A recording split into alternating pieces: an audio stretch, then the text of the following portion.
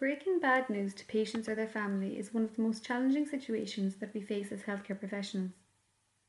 Why is it so difficult to break bad news? How can we best approach these situations? Breaking bad news can be difficult for many reasons.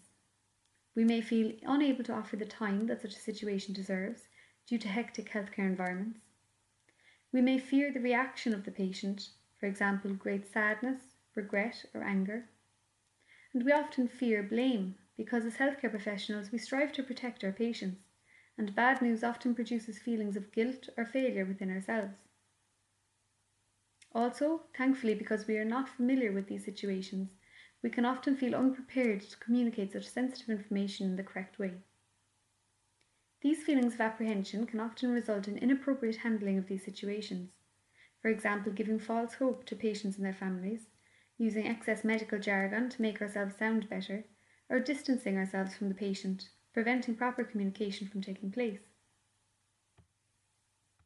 These reactions, while often unintentional, are unethical and unprofessional, and we need to be prepared to deal with these situations professionally and compassionately. The Spikes protocol is a very useful guidance in the correct way for healthcare professionals to break bad news.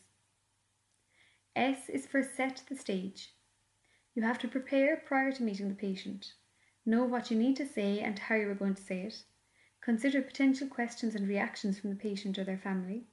And always arrange to deliver the news face to face in a quiet setting, never on the telephone or by email. P is for patient perception.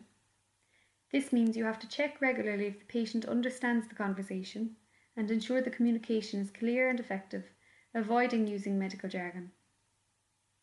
I is for invitation. Invite the patient to know about the situation and make sure that they are ready to receive the information before you deliver it. Break the news gently, using warning statements to alert the patient first, such as, "Unfortunately, I have some bad news to tell you." K is for knowledge. This means explaining the information given in depth but in manageable pieces.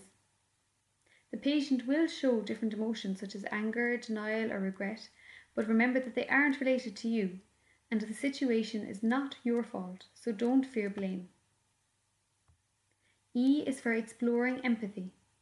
Remain professional without showing your own emotions, but by all means demonstrate empathy, using expressions such as, "I can imagine how difficult this is for you." Give patients their time.